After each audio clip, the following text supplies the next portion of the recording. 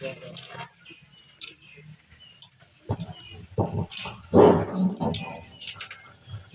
عليكم ورحمة الله وبركاته.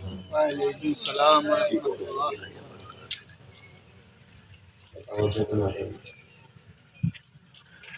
الحمد لله الحمد لله وحده وكفى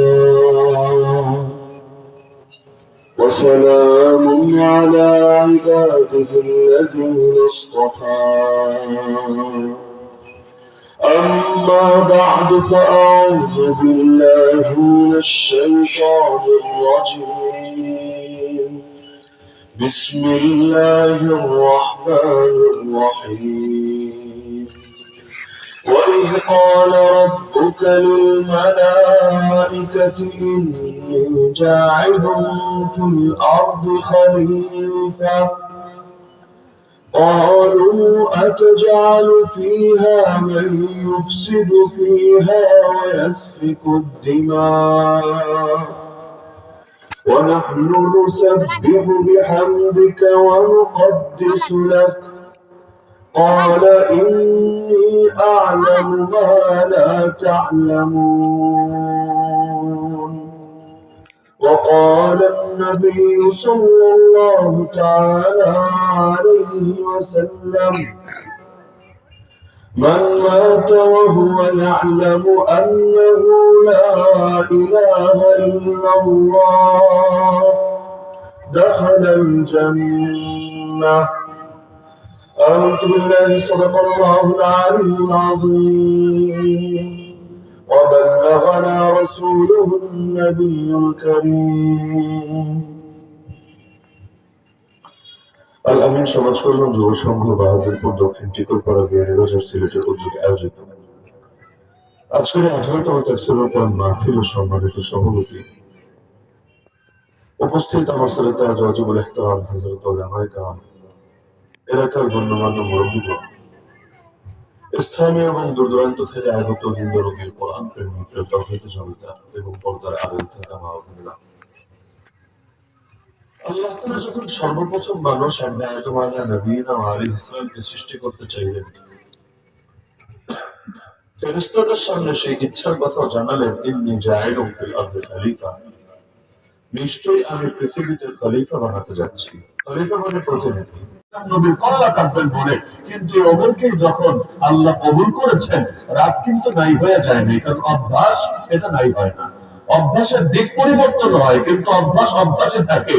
এমনকি কথা আছে, যদি তুমি শোনো পাহাড় সরে গেছে এটা বিশ্বাস করো, তো যদি শোনো যে অভ্যাস নাই হয়ে গেছে এটা বিশ্বাস করো না। তো ওমরের রাগ গেল কোথায়?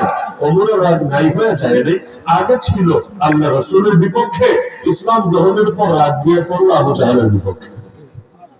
এবার তরবারি নিয়ে বের হয়ে আসলো। আর কিসের বছরে নামাজ পড়বো?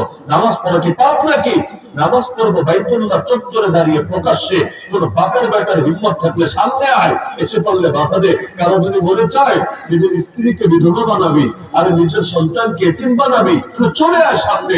ওমরের তরবারি তোর সাথে মোকাবেলা করবে। তার রাগ আগেও ছিল, রাগ পরেও ছিল, কিন্তু দিক পরিবর্তন হয়েছে।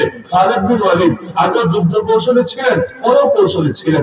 আগে তার কৌশল করেছে ইসলামের বিপক্ষে। উহুদের ময়দানে মুসলমান হেরেছে খালিদ বিন ওয়ালিদের কৌশলের কারণে। পরবর্তীতে আল্লাহ তাকে যখন মুসলমান বানিয়েছে, তখন যে যোগ্যতা হারিয়ে গেছে তা না, যোগ্যতা তখনও ছিল।